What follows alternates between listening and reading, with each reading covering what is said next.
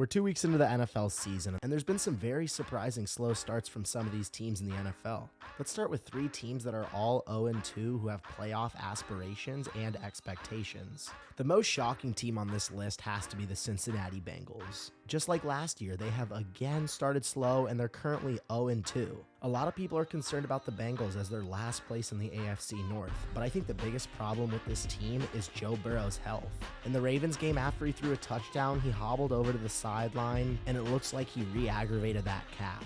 Shannon Sharp made a great point on this the other day on First Take and said, "When have you seen a player get healthier as the season progresses? If the Bengals and Burrow want to climb out of this 0-2 hole, they can't do it with Burrow on the sideline." I talked about last week how the Bengals are notorious for starting slow. Last year, they also went 0-2, and through 8 weeks of the season, they were 4-4. But they made it back to the AFC Championship and had a real shot at making the Super Bowl. So I don't think there's any reason to panic on this team as well. Their schedule gets a little easier over the next 4 weeks, where they'll play the Rams at home, the Titans on the road, the Cardinals on the road, and then the Seahawks at home.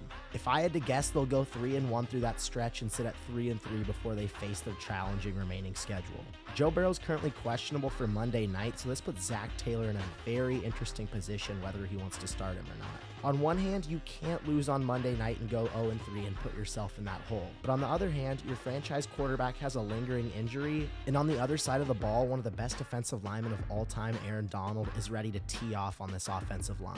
Not to mention, the Rams have been playing some good football through the first 2 weeks without their best offensive player, Cooper Kupp. Realistically, there's no way Joe Burrow sits out this game. His competitive spirit and nature just simply won't allow that. But Monday night's going to be a big game for the Bengals as they'll be playing with a lot of desperation. I'm not panicking on them, and I do believe that they'll get back in the race for the division. I believe that this team will heat up as their season progresses, and you can count on some fun matchups in the second half of their season. So don't count out the Bengals quite yet. Another team that's had a very surprisingly slow start is the Los Angeles Chargers. They're also sitting at 0-2, and there's some definite uncomfort in that organization. I believe head coach Brandon Staley's seat is heating up very fast. This team has way too much talent to be underperforming this hard. Last year, you could make the case that injuries were the reason this team is underperforming.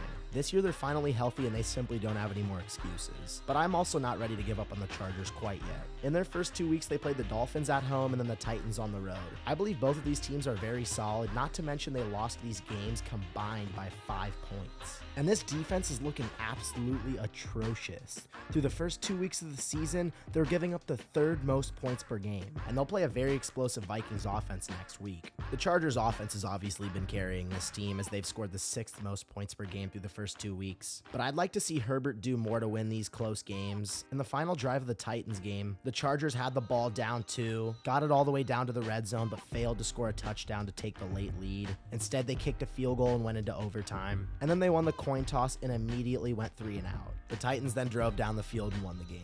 If the Chargers want to win games, Herbert and this offense are going to have to simply bail out this defense. And with the Chargers struggling and the Dolphins heating up, the yearly debate comes back whether Tua is a better quarterback than Justin Herbert, and I'm not falling for it. Tua is having an incredible season, and I do believe he's a top 10 quarterback in the league. But if the entire NFL did a redraft and I had the opportunity to take Justin Herbert or Tua on my team, I'm taking Justin Herbert every day of the week and twice on Sunday. Herbert is still a top 5 quarterback in the league, and he's not going anywhere. If the Chargers can get somewhat of a rhythm back, I believe this team will be sitting around 3-4 to 4-4 after the first 7 to 8 weeks. Their schedule gets a lot easier in the second half of the season, and I expect the Chargers to make a late season push. I picked the Chargers to win the AFC West over the Chiefs, and I'm not backing down. I believe this division is going to be very close, and it'll come down to week 18, where the Chiefs go on the road at Los Angeles to play the Chargers. And then the final 0-2 team that's very surprising is the New England Patriots. This is another 0-2 team that I'm very optimistic about. In their first 2 games of the season, they played 2 of the top 5 hardest teams in the league.